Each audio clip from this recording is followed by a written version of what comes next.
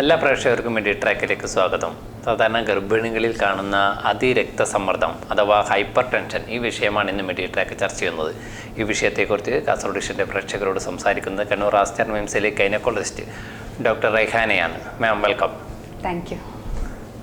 Doctor, നമ്മൾ hypertension അതിരക്തസമ്മർദ്ദം എന്നൊക്കെ പറയുന്നത് സാധാരണ ജനങ്ങൾക്കൊക്കെ ഉണ്ടാകുന്ന ഒരു രോഗാവസ്ഥയാണ്, അല്ലെങ്കിൽ ഒരു പ്രത്യേക ശരീരത്തിന് ഉണ്ടാകുന്ന ഒരു അവസ്ഥയാണത്.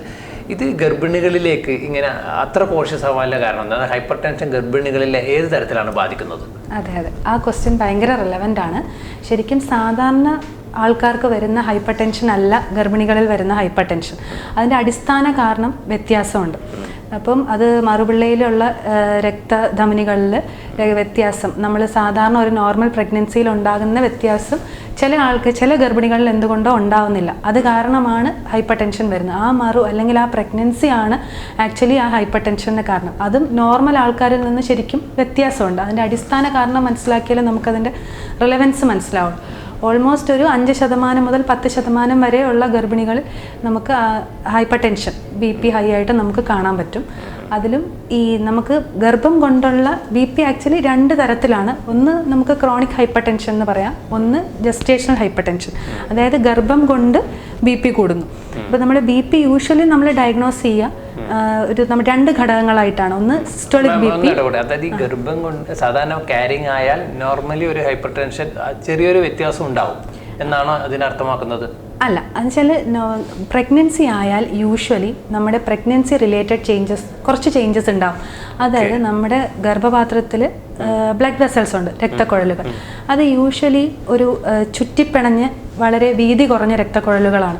ഇതൊരു 12 മുതൽ 20 ആഴ്ചയുടെ ഇടയ്ക്ക് ഈ വീതി കുറഞ്ഞ രക്തക്കുഴലുകൾ വീതി വെക്കുന്ന, അത് ഈ മറുപിള്ളയിൽ നിന്ന് ചില കോശങ്ങൾ പോയി ഈ വീതി കുറഞ്ഞ ചുറ്റിത്തിരിഞ്ഞ് കിടക്കുന്ന രക്തക്കുഴലുകളെ വീതി കൂടിയ രക്തക്കുഴലാക്കി മാറ്റും. അതൊരു 12 ആഴ്ചയ്ക്കും 18 ആഴ്ചയ്ക്കും ഇടയിൽ നടക്കുന്ന ഒരു സംഭവമാണ്. അപ്പോൾ അങ്ങനെ നടക്കുമ്പം കുട്ടിക്ക് ബ്ലഡ് ഫ്ലോയിൽ യാതൊരുവിധ തടസ്സം ഉണ്ടാകാതിരിക്കാനും ഓക്സിജനും ബാക്കി ന്യൂട്രിയൻസ് ഒക്കെ കുട്ടിയിൽ ഫ്രീ ഫ്ലോ ആയിട്ടുണ്ടാവാനും വേണ്ടി വരുന്ന ഒരു ബേസിക് കാര്യം. ഇത് നോർമൽ ആയിട്ടുള്ള എല്ലാ ഗർഭിണികളിലും ഇത് സാധാരണ ഉണ്ടാകുന്നതാണ്. ഇത് ചില റിസ്ക് ഫാക്ടേഴ്സ് ഉള്ളവർക്ക് ഈ ഒരു പ്രോസസ്സ് കറക്റ്റായിട്ട് നടക്കുന്നില്ല. അപ്പം ഈ വെസൽസ് ഈ വീതി കൂടിയ വെസലിലേക്ക് മാറുന്നില്ല, ഇപ്പോഴും ഇങ്ങനെ വീതി കുറഞ്ഞ വെസലായി തന്നെ ഇരിക്കും. അപ്പോൾ കുട്ടിയിലേക്കുള്ള രക്തയോട്ടത്തിന് വ്യതിയാനം വരുന്നു. ഇത് കാരണം ചില മീഡിയേറ്റേഴ്സ് കെമിക്കൽസ് റിലീസ് ചെയ്യപ്പെടുന്നു. അതുകൊണ്ട് സെക്കൻഡറി ആയിട്ട് കുറച്ച് ഇഫക്ട്സ് വരുന്നു. അപ്പോൾ നമുക്ക് ഗർഭിണികളിൽ BP നമ്മൾ ഡയഗ്നോസ് ചെയ്യുക. ആക്ച്വലി BP 2 ഘടകങ്ങളായിട്ടാണ് നമ്മൾ BP ഇത് ചെയ്യുന്നത്. സിസ്റ്റോളിക് BP ഒരു 140 കൂടുതലും ഡയസ്റ്റോളിക് BP 90 കൂടുതലും ആകുമ്പോഴാണ് ഗർഭിണികളിൽ ഹൈപ്പർ ടെൻഷൻ നമ്മൾ ഡയഗ്നോസ് ചെയ്യും. അത് ഈ 20 വീക്സിന് കഴിഞ്ഞ് വരുന്നതിനെയാണ് ആക്ച്വലി ഈ ഗർഭം കൊണ്ടുള്ള hyper tension, gestational hyper tension പറയും. കാര്യം ഈ നമ്മൾ നേരത്തെ പറഞ്ഞത് ഈ 12 ആഴ്ചയിലും 20 ആഴ്ചയിലും ഇടയിൽ നടക്കുന്ന ഒരു സംഭവമാണല്ലോ. അപ്പം അങ്ങനെ ചേഞ്ചസ് നടക്കാത്ത കാരണം ആണ് ആക്ച്വലി ഗർഭത്തിൽ ഒരു ഹൈപ്പർ ടെൻഷൻ ഉണ്ടാകുന്നത്. അപ്പോൾ അത് യൂഷ്വലി കാണാൻ 20 വീക്സ് കഴിഞ്ഞിട്ടായിരിക്കും. അതുപോലെ തന്നെ ഡെലിവറി കഴിഞ്ഞ് കഴിഞ്ഞാൽ വിത്തിൻ ഒരു 3 മാസത്തിനുള്ളിൽ അത് നോർമൽ അവസ്ഥയിലേക്ക് പോവുകയും ചെയ്യും, അതായത് വിത്തിൻ 12 വീക്സ്. ഇനി ഇതല്ലാതെ ഇതിൻ്റെ വേറെ കുറേ സിവിയറിറ്റി ഫോംസ് വേറെയുണ്ട്. ഇതല്ലാതെ നോർമൽ ആയിട്ടുള്ള ഒരാൾ നേരത്തെ BP ഉണ്ടായിരിക്കാം, ഒരു ഹൈപ്പർ ടെൻഷൻ ഉണ്ടായിരിക്കാം. അത് നമ്മൾ ഡിറ്റക്ട് ചെയ്തത് എന്തെങ്കിലും കാരണവശാൽ ഈ പ്രഗ്നൻസിയുടെ സമയത്തായിരിക്കും. നമ്മൾ യൂഷ്വലി പ്രഗ്നൻസിയുടെ തുടക്കത്തിൽ BP കുറയുക ചെയ്യുക, അതാണ് മെക്കാനിസം. അപ്പം 20 ആഴ്ചയ്ക്ക് മുന്നേ നമ്മൾ ഡയഗ്നോസ് ചെയ്യുന്നുണ്ടെങ്കിൽ അത് യൂഷ്വലി നേരത്തെ അൺഡിറ്റക്റ്റഡ് ആയിട്ടുണ്ടായിരുന്ന ഒരു BP, അതിനെ നമ്മൾ ക്രോണിക് ഹൈപ്പർ ടെൻഷൻ എന്ന് പറയുന്നത്. അത് യൂഷ്വലി ഡെലിവറി കഴിഞ്ഞാലും ഒരു 3 മന്ത്സിനുള്ളിലൊന്ന് നോർമൽ ആവാനുള്ള സാധ്യത കുറവാണ്. അത് പിന്നെ നമുക്ക് കണ്ടിന്യൂസ് ആയിട്ടുണ്ടാവും, ഡ്രഗ്സ് ഒക്കെ എടുക്കേണ്ടി വരും. മേ ബി നേരത്തെ ചെക്കപ്സ് ഒന്നും ചെയ്യാതിരുന്നത് കൊണ്ടാവാം നേരത്തെ ഡിറ്റക്ട് ചെയ്യാതിരുന്നത്. ഈ പ്രഗ്നൻസിയുടെ തുടക്കത്തിലായിരിക്കാം ഡിറ്റക്ട് ചെയ്തിട്ടുണ്ട്. അതായത് നേരത്തെ ഹൈപ്പർ ടെൻഷൻ ഉള്ള ഒരു ലേഡിക്ക് ക്യാരിങ് ആയ സമയത്ത് അതൊരു റിസ്ക് ഫാക്ടർ കൂട്ടാനുള്ള സാധ്യത. അതെ, അതൊരു റിസ്ക് ഫാക്ടർ തന്നെയാണ്. നേരത്തെ ഹൈപ്പർ ടെൻഷൻ ഉള്ള ലേഡി, അല്ലെങ്കിൽ വേറെ എന്തെങ്കിലും കിഡ്നി ഡിസീസസ്, അല്ലെങ്കിൽ വേറെ ഓട്ടോഇമ്യൂൺ ഡിസോർഡേഴ്സ്, അങ്ങനെ. അപ്പോൾ നമ്മളിപ്പോൾ ഈ ഡിസ്കസ് ചെയ്ത പോലെ ഇങ്ങനെ ബേസിക്കലി എന്തുകൊണ്ട് സംഭവിക്കുന്നു, അപ്പോൾ അതിന് ചില റിസ്ക് ഫാക്ടേഴ്സ് ഉണ്ട്. അത് ഒന്ന്, നേരത്തെ ഇതുപോലെ അണ്ടർലൈങ് ഡിസീസസ് ഉള്ളവർക്ക്, നേരത്തെ ഹൈപ്പർ ടെൻഷൻ ഉണ്ടായിരുന്നു, അല്ലെങ്കിൽ ഡയബറ്റിക് ആയിരുന്നു. പിന്നെ അതുപോലെ തന്നെ ചില ഓട്ടോ ഇമ്മ്യൂൺ ഡിസോർഡേഴ്സ് ഉണ്ട്, SLE, APLA, അങ്ങനെ അസുഖം അണ്ടർലൈങ് ആയിട്ട് ഉണ്ടായിരുന്നവർ. പിന്നെ നമ്മൾ എപ്പോഴും പറയാം പ്രൈമി പ്രഗ്നൻസി അല്ലെങ്കിൽ നള്ളി പാരിറ്റി എന്ന് വെച്ചാൽ ഇത് ആദ്യത്തെ പ്രഗ്നൻസി. ഇപ്പോൾ എന്തുകൊണ്ടോ നമ്മുടെ ബേബി അല്ലെങ്കിൽ ആ ബേബിയുടെ ഒരു പാർട്ടിൽ ഫാദറിൻ്റെ ആൻറ്റിജൻ വരുന്നുണ്ട്, പെറ്റേണൽ ആൻറ്റിജൻ. അപ്പോൾ അത് നമ്മുടെ ബോഡിയിലുള്ള ഇമ്മ്യൂണോളജിക്കൽ റെസ്പോൺസ്, നേരത്തെ പറഞ്ഞ പോലെ മറുപിള്ളയിൽ നിന്ന് വരുന്ന കോശങ്ങൾ ഈ രക്തക്കുഴലിൽ പോയി രക്തക്കുഴൽ വ്യതിയാനം വരുത്തണമല്ലോ. അപ്പോൾ അതിനൊരു തടസ്സം അവിടെ സംഭവിക്കുന്നു. അപ്പോൾ അതിന് നമ്മൾ പറയാറുണ്ട് സെക്കൻഡ് മാരേജ് ഒരു റിസ്ക് ഫാക്ടർ. ബിക്കോസ് ആദ്യത്തെ പ്രഗ്നൻസിയിലെ ഡെലിവറികളിലൊന്നും ഇങ്ങനെ ഒരു ഹൈപ്പർ ടെൻഷൻ, പ്രഗ്നൻസികളിലൊന്നും ഹൈപ്പർ ടെൻഷൻ ഉണ്ടായിരുന്നില്ല. പക്ഷേ ഒരു സെക്കൻഡ് മാരേജിൽ അതൊരു റിസ്ക് കൂടും, ബിക്കോസ് ആ പെറ്റേണൽ ആൻറ്റിജൻ മാറി. അതുപോലെ ഡെലിവറി ടു ഡെലിവറി ഇൻ്റർവെൽ ഒരു മോർ ദാൻ 5 years ആവുന്നു. അപ്പോഴും അത് നമ്മുടെ ബോഡി അതൊരു ന്യൂ എക്സ്പോഷർ, അല്ലെങ്കിൽ ഒരു അമ്മയുടെ ബോഡി ഒരു ന്യൂ ആൻറ്റിജൻ എക്സ്പോഷറായിട്ട് അതിനെ കൺസിഡർ ചെയ്യും. പിന്നെ വരുന്ന റിസ്ക് ഫാക്ടേഴ്സ് എന്ന് പറഞ്ഞാൽ ഏജ് ഒരു less than 20 years, younger age ഗ്രൂപ്പും അതേപോലെ ഇമ്പോർട്ടൻ്റ്. അപ്പോൾ പലർക്കും അത് അറിയാത്തൊരു കാര്യമാണ് യങ്ങർ ഏജ് ഗ്രൂപ്പ്. അപ്പോൾ നമ്മൾ യൂഷ്വലി കുറേ കേസസ് കാണാറുണ്ട് 18-19 വയസ്സിലുള്ള പ്രഗ്നൻസീസ് കോംപ്ലിക്കേറ്റഡ് ആവുന്നു. അപ്പോൾ younger age group less than 20, അതുപോലെ തന്നെ എൽഡർലി 40 years മേലെ വരുന്നവർക്ക്. പിന്നെ റിസ്ക് ഫാക്ടർ കൂടാനുള്ള റീസൺ എന്ന് പറയുന്നത് എന്തായിരിക്കും? അത് ആക്ച്വലി പ്രത്യേകിച്ച് റീസൺസ് നമ്മൾ പറയാറില്ല. അത് ഈ ഏജിലുള്ള പ്രഗ്നൻസിയിലും നമ്മൾ കൂടുതലായിട്ട് അത് കാണുന്നു. അപ്പം യങ്ങർ ഏജും അതേപോലെ അഡ്വാൻസ്ഡ് ഏജിലും നമ്മളത് കൂടുതലായിട്ട് ഇങ്ങനെ കാണാറുണ്ട്. ഹൈപ്പർ ടെൻഷൻ കൂടുതലായി കാണാറുണ്ട്. സാധാരണ നമ്മൾ യങ് ഏജിൽ പൊതുവേ ഈ പറയുന്ന ജീവിതശൈലി രോഗങ്ങൾ കുറവ് എന്നാണല്ലോ പറയുന്നത്. പക്ഷെ കെയറിംഗ് ആയ സമയത്താണ് ഈ ഇത്, അതായത് ഹൈപ്പർ ടെൻഷൻ കൂടുതലുള്ളൊരു സ്റ്റഡീസ് അതാണ് സൂചിപ്പിക്കുന്നത്. യങ്ങർ ഏജ് ഗ്രൂപ്പിൽ ബേസിക് കാരണങ്ങൾ എന്തായിരിക്കും? ബേസിക് കാരണങ്ങളാണ് നമ്മൾ നേരത്തെ പറഞ്ഞ. അതെ, അതിന്റെ കുറച്ച് റിസ്ക് ഫാക്ടേഴ്സ് ആണ് ഇപ്പം നമ്മൾ പറഞ്ഞു വരുന്നത്. അങ്ങനെ അതാണ് ബേസിക് പത്തോളജി. ആ യൂട്രസിലുള്ള വെസൽസ് ആ ഒരു അത് സംഭവിക്കാതിരിക്കാൻ കാരണം എന്നുള്ളത് ഈ പറഞ്ഞ ചില കാര്യങ്ങളാണ്. ഒന്നിപ്പോൾ ഈ പറഞ്ഞ പോലത്തെ കാര്യങ്ങൾ, പിന്നെ അതേപോലെ അഡ്വാൻസ് മെറ്റേണൽ ഏജസ്, ഒന്ന് ലെസ് ദാൻ 20 അല്ലെങ്കിൽ മോർ ദാൻ 40 years. അതുപോലെ തന്നെ വേറെ ഒബീസിറ്റി. അപ്പോൾ നമ്മൾ ആക്ച്വലി നമുക്ക് പ്രിവെൻറ്റബിൾ ആയിട്ടുള്ള കുറച്ച് കാര്യങ്ങൾ എന്ന് പറയുന്നത് ഈ കാര്യങ്ങൾ നമുക്ക് പേഷ്യന്റിനെയാണോ നമ്മൾ കൂടുതൽ ഡയഗ്നോസിന് വിധേയമാക്കേണ്ടത്? അതെ, നമ്മൾ എല്ലാ പേഷ്യൻസിനും ആക്ച്വലി നമ്മൾ റെഗുലർ ആൻറ്റിനേറ്റൽ വിസിറ്റ്സിന് നമ്മൾ BP മോണിറ്റർ ചെയ്യാറുണ്ട്. ഇതുപോലെ ഹൈ റിസ്ക് ഫാക്ടേഴ്സ് ഉള്ള ആൾക്കാർക്ക് 2 കാര്യങ്ങളാണ് നമ്മൾ ചെയ്യാറ്. ഒന്ന്, നമ്മൾ റിസ്ക് അസസ്മെൻറ്റ് ചെയ്യും. പിന്നെ നമുക്കൊരു ആദ്യമേ തന്നെ ഒരു 12 weeks ഒരു NT സ്കാൻ എടുക്കുന്ന സമയത്ത് ഈ പേഷ്യൻറ്റിന് BP വരാൻ, ഹൈപ്പർ ടെൻഷൻ വരാൻ റിസ്ക് ഉണ്ടോ എന്ന് അസസ് ചെയ്യുന്ന ഒരു യൂട്രൈൻ വെസൽസ്, ഇപ്പം പറഞ്ഞില്ലേ യൂട്രൈൻ വെസൽസിൽ റെസിസ്റ്റൻസ് വരുന്നതാണല്ലോ. അപ്പോൾ അത് ഡിറ്റക്ട് ചെയ്യാൻ ഡോപ്ലർ സ്കാൻസ് ഉണ്ട്. അപ്പോൾ അത് ഡിറ്റക്ട് ചെയ്തിട്ട് അങ്ങനെ റിസ്ക് ഉള്ള പേഷ്യൻസ് ആണെങ്കിൽ നമ്മൾ എക്കോസ്പിരിൻ ടാബ്ലറ്റ് യൂഷ്വലി തുടങ്ങാറുണ്ട്. അതേപോലെ കുറച്ച് ബ്ലഡ് ടെസ്റ്റ്സ് ഉണ്ട്. അപ്പോൾ ഹൈ റിസ്ക് ആയിട്ടുള്ള പേഷ്യൻസിന് നമ്മൾ സ്ക്രീനിങ്ങിന് വിധേയരാക്കും. അപ്പോൾ ഇങ്ങനെ എന്തെങ്കിലും റിസ്ക് ഫാക്ടേഴ്സ് കാണുകയാണെങ്കിൽ ആക്ച്വലി അത് 16 ആഴ്ചയ്ക്ക് മുന്നേ തന്നെ ഈ എക്കോസ്പിരിൻ ടാബ്ലറ്റ് തുടങ്ങിയാൽ വ്യത്യാസം ഉണ്ടാകും. കാര്യം ഈ ഒരു പറഞ്ഞ യൂട്രസിലെ ചേഞ്ചസ് നടക്കുന്നത്, മറുപിള്ളയിൽ ഈ വാസ്കുലർ ചേഞ്ചസ് നടക്കുന്നത് ഈ 12-18 ആഴ്ചയ്ക്കും ഇടയ്ക്കാണ്. നമുക്ക് അതിൽ എന്തെങ്കിലും ഒരു ചേഞ്ചസ് വരുത്തണമെങ്കിൽ ഒരു എക്കോസ്പിരിൻ ടാബ്ലറ്റ് ആക്ച്വലി ഒരു 16 ആഴ്ചയ്ക്ക് മുന്നേ തന്നെ സ്റ്റാർട്ട് ചെയ്യാം. ഇനിയിപ്പോൾ റിസ്ക് ഒന്നും ഇല്ലാത്ത പേഷ്യൻസ് ആണെങ്കിലും നമ്മൾ റെഗുലർ ഫോളോ അപ്പിൽ നമ്മൾ പേഷ്യൻസിന് എല്ലാ വിസിറ്റ്സിലും BP ചെക്ക് ചെയ്യാറുണ്ട്. പിന്നെ അതേപോലെ തന്നെ ബേബിയുടെ ഗ്രോത്ത്, ഇപ്പോൾ മേ ബി നമുക്ക് BP നോർമലായിട്ടും പക്ഷേ ബേബിയുടെ ഗ്രോത്ത് റെഡ്യൂസ് ചെയ്യുന്നു, അല്ലെങ്കിൽ ലൈക്കർ മീൻസ് ബേബിയുടെ ഫ്ലൂയിഡ് കുറഞ്ഞു വരുന്നു. അപ്പം നമുക്കതൊക്കെ ഒരു റിസ്ക്. അപ്പം നമുക്കൊരു കുറച്ചും കൂടി ഒരു റെഗുലർ ANC ആ ഇൻ്റർവെല്ലിൽ നമ്മൾ 4 ആഴ്ച കഴിഞ്ഞ് കാണുന്നത് 2 ആഴ്ച കഴിഞ്ഞാൽ ഇൻ്റർവെല്ലിൽ നമ്മൾ ഒന്നും കൂടി കുറച്ച് ഒന്നും കൂടി ഫ്രീക്വൻറ്റ് വിസിറ്റ്സ് ആക്കും. ഇത് നമ്മളിപ്പോൾ മെഡിസിൻ ഇപ്പം ഡയഗ്നോസിൽ ഇത് ഡിറ്റക്ട് ചെയ്ത് കഴിഞ്ഞാൽ യൂസിങ് മെഡിസിൻ ഇത് റെഡ്യൂസ് ചെയ്ത് കഴിഞ്ഞാൽ വീണ്ടും അതിങ്ങനെ ഫ്ലക്ച്വേഷൻ ആവാനൊരു പോസിബിലിറ്റി ഉണ്ടോ? അതായത് ഈ ടിൽ ഡെലിവറി ആ ഒരു പീരീഡ് ഉണ്ടല്ലോ. ഇപ്പോൾ ഇനീഷ്യൽ നമ്മൾ ഫസ്റ്റ് 2 or 3 weeks നമ്മൾ ഡിറ്റക്ട് ചെയ്ത് കഴിഞ്ഞാൽ പിന്നീട് മെഡിസിൻ നൽകുന്നു, അത് വീണ്ടും റെഡ്യൂസ് ആവുന്നു, പിന്നീട് അത് അങ്ങനെ ഒരു ഫ്ലക്ച്വേഷൻ ഇല്ലാത്ത സിറ്റുവേഷൻ ഉണ്ടോ? ഉറപ്പായിട്ടും ഉണ്ട്. ആക്ച്വലി നമ്മൾ അങ്ങനെയാണെങ്കിൽ അത് ഡെലിവറി സമയത്ത് കോംപ്ലിക്കേറ്റഡ് ആവും. ഡെലിവറി ടൈമിൽ മീൻസ് ഫർദർ പ്രഗ്നൻസി പീരീഡിൽ കോംപ്ലിക്കേഷൻസ് ഉണ്ട്. ആക്ച്വലി BP എന്ന് പറയുന്നത് പൊതുവേ ആൾക്കാർക്ക് BP വന്നു, അത് ഒരു ജനറലായിട്ട് എടുക്കുക, കുറച്ച് ഉപ്പ് കുറച്ചാൽ മതി. പല പ്രശ്നങ്ങളും നമ്മൾ നേരിടുന്നത് അങ്ങനെയാണ്. നമ്മൾ ടാബ്ലറ്റ്സ് എഴുതും, പക്ഷേ പേഷ്യൻസ് അത് കഴിക്കാറില്ല. അപ്പോൾ അവർ കഴിക്കും, കുറേ പേര് കഴിക്കും. ചില ആൾക്കാർ അത് ടാബ്ലറ്റ്സ് ഇപ്പം കഴിഞ്ഞു, അപ്പോൾ അവർ ഒരു 3 days കഴിച്ചില്ല, പക്ഷേ അപ്പോഴായിരിക്കും കുറേ കോംപ്ലിക്കേഷൻസ് ആയിട്ട് പേഷ്യൻ്റ് വരും. അങ്ങനെ നമ്മൾ ബേസിക്കലി അറിയേണ്ട കാര്യം, ഒന്ന് ഈ ഹൈപ്പർ ടെൻഷൻ, അതായത് BP കൂടി നിൽക്കുന്ന അവസ്ഥ 140-90 മേലെയായി നിൽക്കുന്നു, നമ്മൾ ടാബ്ലറ്റ്സ് എഴുതുന്നു, ഒരു ടാബ്ലറ്റ്സ് കഴിക്കുന്നു, ബാക്കി കുറച്ച് കാര്യങ്ങൾ ബ്ലഡ് ടെസ്റ്റ് കാര്യങ്ങളൊക്കെ ഉണ്ട്, നമ്മൾ അതൊക്കെ ചെയ്യുന്നു, നോർമലായിട്ട് നിൽക്കുന്നു. ഇങ്ങനെ തന്നെ കണ്ടിന്യൂ ചെയ്ത് ടിൽ ടേം വരെ പോവാം, ഒരു 37-38 വീക്സ്. അപ്പോൾ യൂഷ്വലി ഹൈപ്പർ ടെൻഷൻ ഡയഗ്നോസ് ചെയ്ത ആൾക്കാരെ നമ്മൾ 40 ആഴ്ചയ്ക്ക് അപ്പുറത്തേക്ക് പോകാറില്ല. 37 ആഴ്ച 38 ആഴ്ചയ്ക്കുള്ളിലായിട്ട് ഡെലിവർ ആക്കാനാണ് ആക്ച്വലി നമ്മൾ ചെയ്യുന്നത്. അത് കഴിഞ്ഞ് പിന്നെ നെക്സ്റ്റ് വരുന്നത് യൂറിനിൽ പ്രോട്ടീൻ്റെ അളവ് കൂടുക. അപ്പോൾ അത് പ്രോട്ടീനൂറിയ. അപ്പോൾ അത് ഹൈപ്പർ ടെൻഷൻ, വെറും ജസ്റ്റേഷൻ ഹൈപ്പർ ടെൻഷൻ നിന്ന് നെക്സ്റ്റ് സ്റ്റെപ്പിലേക്ക് പോയത് പ്രീ എക്ലാംസിയ ആയി. ഈ പ്രീ എക്ലാംസിയ വിത്ത് സിവിയർ നോൺ സിവിയർ എന്ന് നമ്മൾ പറയും. അതായത് ഈ BP ഒന്നുകിൽ ഈ കൂടി 160-110 മേലെ പോകുന്നു, അല്ലെങ്കിൽ നമ്മുടെ ആന്തരിക അവയവങ്ങൾ കരൾ, വൃക്ക, തലച്ചോർ, ശ്വാസകോശം എന്നിവയെല്ലാം അഫക്റ്റഡ് ആവുന്നു. അതുപോലെ തന്നെ ബ്ലഡിൽ പ്ലേറ്റ്ലെറ്റിൻ്റെ അളവ് കുറയുക. അപ്പം ഇങ്ങനെ അഫക്റ്റ് ചെയ്യുമ്പോൾ അത് സിവിയർ ഫീച്ചേഴ്സ്. ഇപ്പം അങ്ങനത്തെ ഒരു ഫീച്ചേഴ്സിലേക്ക് എത്തിക്കഴിഞ്ഞതിന് ശേഷം ആക്ച്വലി നമുക്ക് പ്രഗ്നൻസി ഡേറ്റ് വരെ കൊണ്ടുപോകാൻ കുറച്ച് ബുദ്ധിമുട്ടായിരിക്കും. അപ്പം നമുക്ക് കുറച്ച് നേരത്തെ ടെർമിനേഷൻ, അഡ്മിഷൻ വേണ്ടി വരും, അഡ്മിറ്റ് ചെയ്ത് മോണിറ്റർ ചെയ്യേണ്ടി വരും. കാര്യം പിന്നെ പേഷ്യൻറ്റിനായാലും ബേബിക്കായാലും കോംപ്ലിക്കേഷൻസും റിസ്ക്കും കൂടുകയാണ്. അപ്പം നമ്മൾ ക്ലോസ് മോണിറ്ററിങ് വേണ്ടി വരും. ഈ പേഷ്യൻറ്റിൻ്റെ ബാക്കി ബ്ലഡ് ടെസ്റ്റ് വഴിയാണ് നമുക്ക് വേറെ എന്തൊക്കെ അഫക്റ്റഡ് ആയി എന്നറിയാൻ പറ്റുക.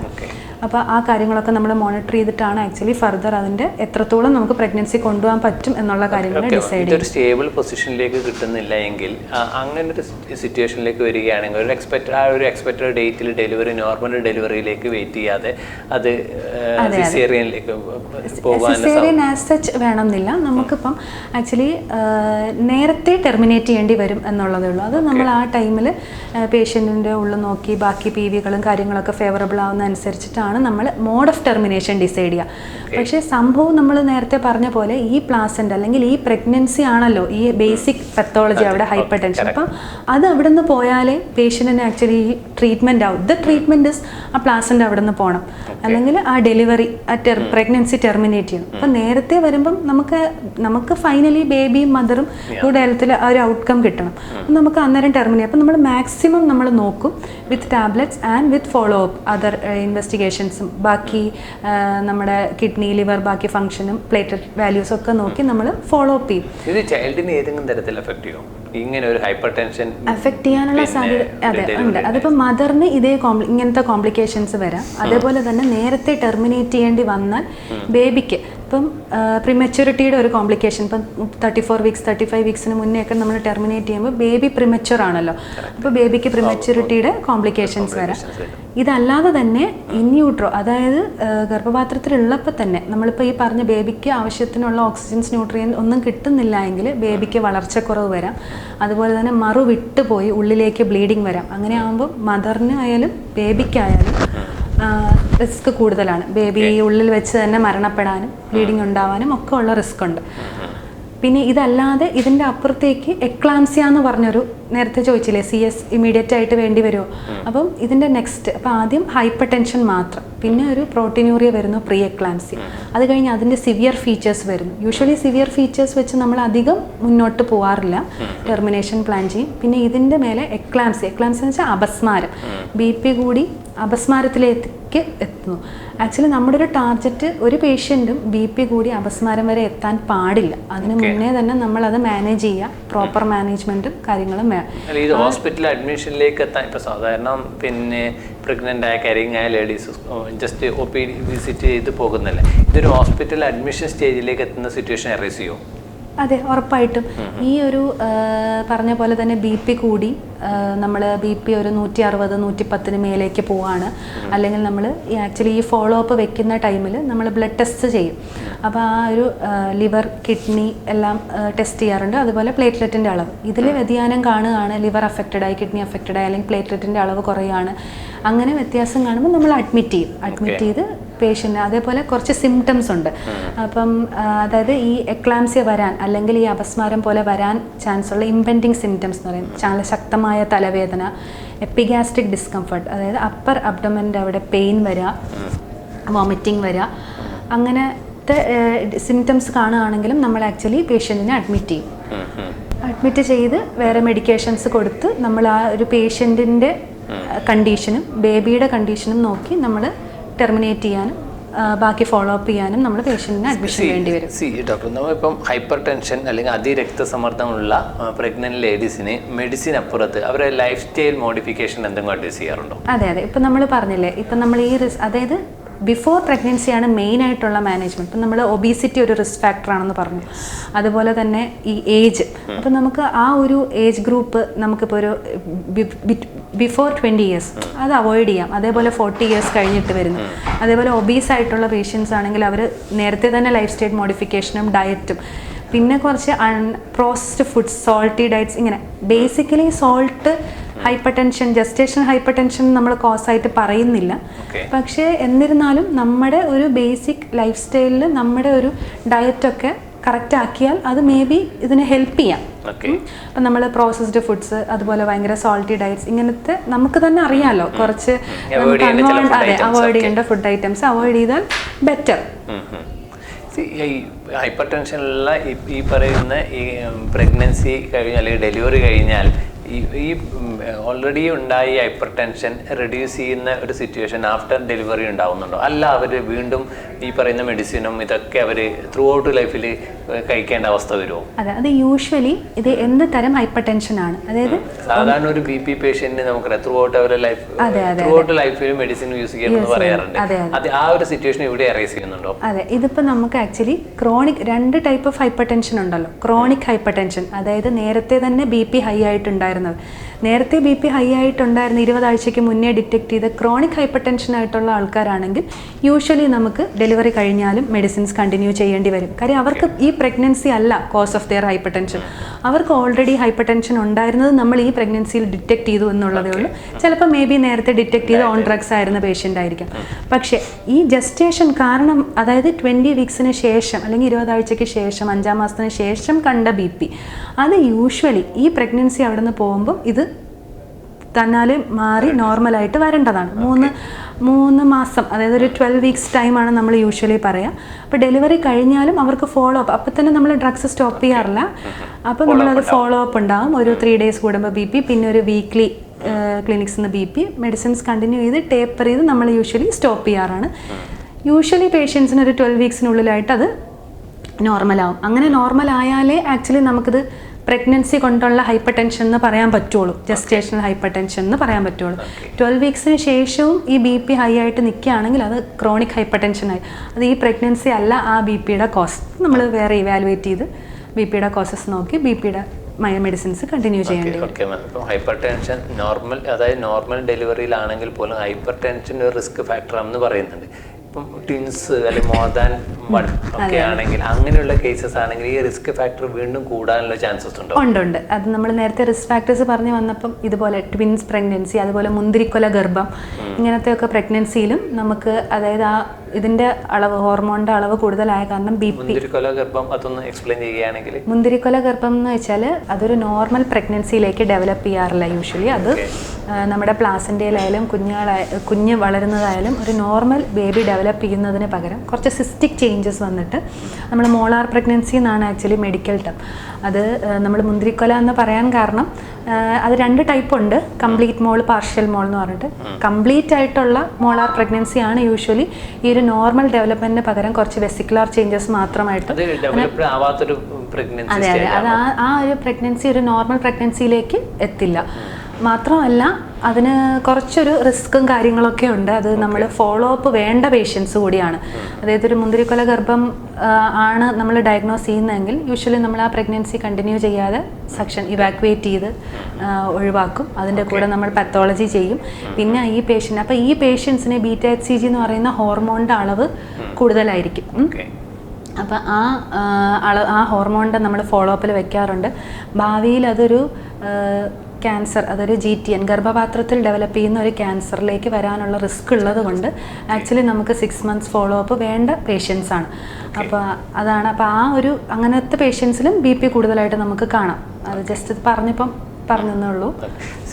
ഇപ്പോൾ ഫസ്റ്റ് ഡെലിവറിയിൽ ഹൈപ്പർ ടെൻഷൻ പേഷ്യൻ്റ് ആണെന്ന് കരുതുക, ഈവൻ സപ്പോസ് സെക്കൻഡ് ഡെലിവറി വന്നു കഴിഞ്ഞാൽ ഇതേ, അതായത് ഇവർക്ക് വീണ്ടും ഹൈപ്പർ ടെൻഷൻ ഉണ്ടാകാനുള്ള ഒരു പോസിബിലിറ്റി ഫാക്ടറും കൂടുതലാണ്. നമ്മൾ നേരത്തെ റിസ്ക് പറഞ്ഞപ്പോൾ മുന്നേ ഹൈപ്പർ ടെൻഷൻ ആദ്യമേ തന്നെ ഈ വേറെ അസുഖങ്ങൾ ഉണ്ടായിരുന്നത്. അതേപോലെ തന്നെ ഫസ്റ്റ് ഡെലിവറിയിൽ ഹൈപ്പർ ടെൻഷൻ ഉണ്ടായിരുന്നവർക്ക് സെക്കൻഡ് പ്രഗ്നൻസിയിൽ ഹൈപ്പർ ടെൻഷൻ വരാനുള്ള റിസ്ക് ഭയങ്കര കൂടുതൽ. ഇപ്പം നമ്മൾ ആദ്യം ഡിസ്കസ് ചെയ്തപ്പോൾ പറഞ്ഞു ഇത് ഫസ്റ്റ് പ്രഗ്നൻസി ആണെങ്കിൽ റിസ്ക് ഉണ്ടെന്ന്. ആക്ച്വലി ഫസ്റ്റ് പ്രഗ്നൻസി ആണെങ്കിൽ റിസ്ക് ഉണ്ട് എന്ന് നമ്മൾ പറയുന്നത് ആ ഒരു ഫാദറിൻ്റെ ആൻറ്റിജൻ ഒരു ഇമ്മ്യൂണോളജിക്കൽ റെസ്പോൺസിൽ വ്യത്യാസം വരുമ്പോൾ ഫസ്റ്റ് പ്രഗ്നൻസിയിൽ റിസ്ക് ഉണ്ട്. ഫസ്റ്റ് പ്രഗ്നൻസിയിൽ യൂഷ്വലി ഹൈപ്പർ ടെൻഷനോ കാര്യങ്ങളോ ഒന്നും ഇല്ലാതെ പോയ ഒരു പേഷ്യൻ്റ് ആണെങ്കിൽ സെക്കൻഡ് പ്രഗ്നൻസിയിൽ റിസ്ക് കുറവായിരിക്കും. ആ ഫാദർ തന്നെ ആണെങ്കിൽ, സെക്കൻഡ് മാരേജ് ഒന്നും അല്ല, ആ ഫാദർ തന്നെ ആണെങ്കിലും അതേപോലെ ഈ ഇൻ്റർവൽ ഒരു മോർ ദാൻ 5 years ഒന്നും ആയിട്ടില്ല, വിത്തിൻ ഷോർട്ട് സ്പാനിലൊക്കെ ആണെങ്കിൽ നമുക്ക് റിസ്ക് ഫാക്ടർ കുറവായിരിക്കും. പക്ഷേ ഈ ഫസ്റ്റ് പ്രഗ്നൻസിയിൽ ഓൾറെഡി ഒരു ഹൈപ്പർ ടെൻഷൻ വന്നിട്ടുണ്ടെങ്കിൽ പിന്നെ ഈ സെക്കൻഡ് പ്രഗ്നൻസിയിലും ഹൈപ്പർ ടെൻഷൻ വരാനും അതിൻ്റെ റിസ്ക് ഫാക്ടേഴ്സ് വരാനും ചാൻസസ് കൂടുതലാണ്. ഡോക്ടർ, നമ്മളിപ്പം റിസ്ക് ഫാക്ടേഴ്സ് പറഞ്ഞല്ലോ, അങ്ങനെയാണെങ്കിൽ ഇതിൻ്റെ ഫോളോ അപ്പ് ഏതൊക്കെ രീതിയിലാണ് ഉണ്ടാവുക? അതെ, നമ്മളിതിപ്പോൾ ഡയഗ്നോസ് ചെയ്ത് കഴിഞ്ഞാൽ യൂഷ്വലി നമ്മൾ ആൻറ്റി ഹൈപ്പർടെൻസീസ്, അതായത് BP കുറയ്ക്കാനുള്ള മരുന്നുകൾ സ്റ്റാർട്ട് ചെയ്യും. പിന്നെ ആ പ്രഗ്നൻസിയിൽ ത്രൂ ഔട്ട് നമ്മൾ ഫ്രീക്വൻറ്റ് വിസിറ്റ്സ് കൂട്ടും. അപ്പോൾ നമ്മൾ പേഷ്യൻറ്റിനോട് എപ്പോഴും അഡ്വൈസ് ചെയ്യുക ഈ ഡ്രഗ്സ് കറക്റ്റായിട്ട് എടുക്കുക. പിന്നെ പേഷ്യൻറ്റിന് ഇതുപോലെ ഈ പറഞ്ഞ പോലെ എന്തെങ്കിലും തലവേദനയോ അല്ലെങ്കിൽ ഈ എപ്പിഗാസ്ട്രിക് ഡിസ്കംഫർട്ട്, വോമിറ്റിംഗ്, കണ്ണിലേക്ക് ഇരുട്ട് കയറുക, കണ്ണ് മങ്ങുക, കണ്ണിൽ ഇരുട്ട് കയറുക, ഇതൊക്കെ ഇമ്പെൻഡിങ് സൈൻസ് ആണ്. അതായത് ആ ഒരു എക്ലാംസി അല്ലെങ്കിൽ അപസ്മാരം പോലെ വരാൻ ചാൻസ് ഉള്ള കുറച്ച് ഫീച്ചേഴ്സാണ്. അപ്പോൾ ഇങ്ങനെ എന്തെങ്കിലും ഫീൽ ചെയ്യുകയാണെങ്കിൽ ഉടനെ മെഡിക്കൽ അറ്റൻഷൻ വേണം, നമ്മൾ OP യിൽ വന്ന് കാണിക്കാനും. പിന്നെ അതുപോലെ തന്നെ സാധാരണ പേഷ്യൻസിന് വെയിറ്റ് വല്ലാതെ കൂടുന്നു. ഒരു നോർമൽ ആയിട്ടുള്ള ആൾക്കാർ, നമ്മൾ ഇതുവരെ BP ഡിറ്റക്ട് ചെയ്യാത്തൊരു പേഷ്യൻസ് ആണെങ്കിൽ വെയിറ്റ് വല്ലാതെ കൂടുന്നു, പെട്ടെന്ന് മേലാകെ നീര് വരുന്നു. യൂഷ്വലി പ്രഗ്നൻറ്റ് ലേഡീസിന് നീര് വരുന്നത് നോർമലാണ്, കാലിൽ നീര് വരുന്നു. അതല്ലാതെ ഔട്ട് ഓഫ് പ്രപ്പോർഷനായിട്ട് മേലാകെ നീര് വരുന്നു, മുഖത്ത് നീര് വരുന്നു. അങ്ങനെയൊക്കെ ഉള്ളവർ ഒരു മെഡിക്കൽ അറ്റൻഷൻ സീക്ക് ചെയ്യണം. നോക്കി BP ഒക്കെ നോർമൽ ആണെങ്കിൽ ഇറ്റ്സ് ഓക്കെ, ഗുഡ്. അതല്ല എന്തെങ്കിലും ആവശ്യമുണ്ടെങ്കിൽ അതിനനുസരിച്ചിട്ട് ട്രീറ്റ്മെൻറ്റ് ചെയ്യാം. അപ്പോൾ നമ്മൾ follow up usually BP detect ചെയ്ത് മെഡിസിൻസ് സ്റ്റാർട്ട് ചെയ്ത പേഷ്യൻസിനോട് നമ്മൾ ഇതേപോലെ മെഡിസിൻസ് കണ്ടിന്യൂ ചെയ്യാനും ഈ സിംറ്റംസ് പറഞ്ഞു കൊടുക്കാറുണ്ട്. അതുപോലെ വിസിറ്റ്സിൻ്റെ ഫ്രീക്വൻസി കൂട്ടും. നമ്മൾ യൂഷ്വലി 2 ആഴ്ച കഴിഞ്ഞ് വരാൻ പറയുന്ന ഒരു 3 days കഴിയുമ്പം ക്ലിനിക്സിൽ BP നോക്കുക, വീക്കിലി ഒന്ന് വന്ന് നമ്മളെ വിസിറ്റ് ചെയ്യുക. ഓരോ വിസിറ്റിലും BP എങ്ങനെയുണ്ട്, അതുപോലെ തന്നെ ഈ യൂറിനിൽ പ്രോട്ടീൻ്റെ അളവ് കാണുന്നുണ്ട്. അപ്പോൾ യൂറിൻ ടെസ്റ്റ്, പലപ്പോഴും പേഷ്യൻസിന് ഡോക്ടർ കുറേ ടെസ്റ്റ് ചെയ്യിപ്പിച്ചു. അപ്പോൾ യൂഷ്വലി അതിൻ്റെ ആ ഒരു സിവിയറിറ്റി പേഷ്യൻസിന് മനസ്സിലാവാത്തതാണ്. നമുക്കിത് അറിയാൻ, യൂറിനിൽ പ്രോട്ടീൻ വരുന്നുണ്ടോ എന്ന് അറിയണമെങ്കിൽ യൂറിൻ ടെസ്റ്റ് ചെയ്യണം.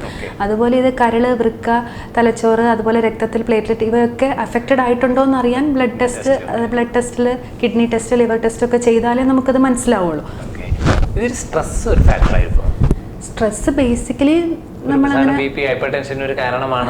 അതിപ്പം അതായത് പ്രഗ്നൻസി അല്ലെങ്കിൽ പ്രഗ്നന്റ് ആയ ലേഡിക്കും അതൊരു ഫാക്ടർ ആവാൻ സാധ്യതയുണ്ടോ? അത് അങ്ങനെ നമ്മളത് പറയുന്നില്ല, സ്ട്രെസ് മാത്രമായിട്ട് പറയുന്നില്ല. മേ ബി ഇത് ആഡ് ഓൺ ചെയ്യാം. അല്ലാതെ ഇപ്പോൾ നമ്മൾ ഇതിൻ്റെ ഒരു റിസ്ക് ഫാക്ടേഴ്സിൽ സ്ട്രെസ് മാത്രം എടുത്ത് പറയുന്നില്ല. നമ്മളിപ്പോൾ നേരത്തെ പറഞ്ഞില്ലേ, ആ ഒരു പ്ലാസന്റയിലുള്ള യൂട്രൈൻ വെസൽസിലുള്ള ചേഞ്ചസ് നോർമലി നടക്കാത്തതാണ് ബേസിക് റീസൺ.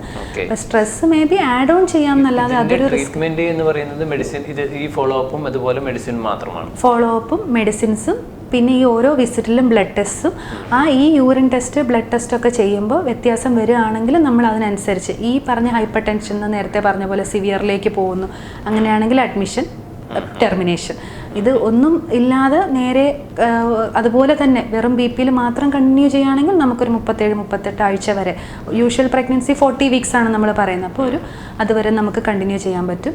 ഈ സിവിയർ ഫീച്ചേഴ്സ് വരുമ്പം നമുക്ക് അഡ്മിറ്റ് ചെയ്ത് ടെർമിനേഷൻ പ്ലാൻ ചെയ്യേണ്ടി വരും. ഒരു 34 weeksനപ്പുറത്തേക്ക്, യൂഷ്വലി 34-35 weeksനപ്പുറത്തേക്ക് നമ്മൾ കൊണ്ടുപോകാറില്ല. അതുപോലെ അപസ്മാരം വരുന്ന അവസ്ഥയിലേക്ക് എത്തിയാൽ നമ്മൾ പ്രഗ്നൻസി വേഗം തന്നെ ടെർമിനേറ്റ് ചെയ്യും.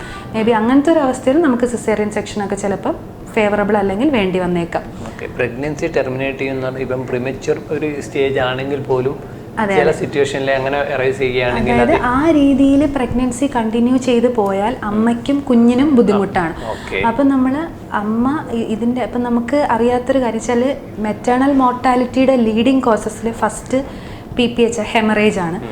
സെക്കൻഡ്, തേർഡ് പൊസിഷനിലാണ് ഈ ഹൈപ്പർ ടെൻഷൻ വരുന്നത്. ബിക്കോസ് ഇത് ഈ നമ്മുടെ എല്ലാ ഓർഗൻസും അഫക്റ്റഡ് ആയി, പിന്നെ DIC, പിന്നെ പേഷ്യൻറ്റ് സിക്കായി മരണത്തിലേക്ക് വരെ എത്തിക്കുന്ന ഒരു ഇതാണ്. അപ്പം നമ്മൾ ഒരിക്കലും ആ ബേബിയുടെ പ്രിമച്യൂരിറ്റി മാത്രം നോക്കിയിട്ട് പ്രഗ്നൻസി കണ്ടിന്യൂ ചെയ്ത് പോകാറില്ല. അത്രയും സിക്കാണെങ്കിൽ നമ്മൾ ടെർമിനേറ്റ് ചെയ്യും. പിന്നെ നമുക്ക് ബേബിക്ക് കൊടുക്കാൻ പറ്റുന്ന ചില കാര്യങ്ങളുണ്ട്. ശ്വാസകോശത്തിൻ്റെ ഡെവലപ്മെൻറ്റിനായാലും തലച്ചോറിൻ്റെ ആയാലും മാക്സെൽഫ് എന്ന് പറഞ്ഞിട്ടായാലും സ്റ്റിറോയിഡ് ഇഞ്ചെക്ഷൻസ് ബെറ്റ്നസോൾ, അത് ശ്വാസകോശത്തിന് വേണ്ടിയിട്ടും തലച്ചോറിൻ്റെ ഡെവലപ്മെൻറ്റിന് വേണ്ടിയിട്ടൊക്കെ നമുക്ക് ചെയ്യാൻ പറ്റുന്ന ചില കാര്യങ്ങൾ. നമ്മളത് 34 ആഴ്ചയ്ക്ക് മുന്നേ ആണെങ്കിൽ സ്റ്റിറോയിഡ്സ് കൊടുക്കും, 32 ആഴ്ചയ്ക്ക് മുന്നേ ആണെങ്കിൽ ന്യൂറോ പ്രൊട്ടക്ഷൻ എന്ന് പറഞ്ഞ മാക്സെൽഫ് കൊടുക്കും. അങ്ങനെയൊക്കെ കൊടുത്ത് നമ്മൾ ആക്ച്വലി ടെർമിനേറ്റ് ചെയ്യാൻ നോക്കാറുണ്ട് സിവിയർ ഫീച്ചറിലേക്ക് എത്തിയാൽ. ബിക്കോസ് നമ്മൾ പിന്നെ പ്രഗ്നൻസി കണ്ടിന്യൂ ചെയ്താൽ അമ്മ ഡെട്രിമെൻ്റലാവും, അമ്മ സിക്കാവും, അതുപോലെ തന്നെ കുട്ടി ഇത്രയും വളർച്ചക്കുറവും ബുദ്ധിമുട്ടുകളും ഉള്ളിൽ വെച്ച് കുട്ടിയും സർവൈവ് ചെയ്യില്ല. കുട്ടി പെട്ടെന്ന് തന്നെ കുട്ടിയുടെ റിസ്ക് പറയുമ്പോൾ വളർച്ചക്കുറവ് വരിക, കുട്ടിക്ക് മിടിപ്പ് നിന്ന് പോകുക, ഉള്ളിൽ ബ്ലീഡിങ് ഉണ്ടാകുക. അപ്പോൾ കുട്ടി നമ്മൾ കണ്ടിന്യൂ ചെയ്ത് പോയാലും കുട്ടി ഗർഭപാത്രത്തിനുള്ളിൽ വെച്ച് മരണപ്പെടാനൊക്കെ ഉള്ളൊരു റിസ്ക് ഫാക്ടറുണ്ട്. അപ്പോൾ നമ്മൾ അത്രയും സിവിയറിറ്റിയിലേക്ക് പോയാൽ നമ്മൾ ടെർമിനേറ്റ് ചെയ്യും. മെഡിട്രാക്ക് ഇന്നിവിടെ പൂർണ്ണമാകുന്നു. ഈ എപ്പിസോഡിൽ കാസർഗോഡ് വിഷൻ്റെ പ്രേക്ഷകരോട് സംസാരിച്ച കണ്ണൂർ ആസ്റ്റർ മിംസിലെ ഗൈനക്കോളജിസ്റ്റ് ഡോക്ടർ റെഹാനയ്ക്ക് കാസർഗോഡ് വിഷൻ്റെ നന്ദി അറിയിക്കുന്നു. ഒപ്പം എല്ലാ പ്രേക്ഷകർക്കും നന്ദി, നമസ്കാരം. Thank you ma'am. ഓക്കെ.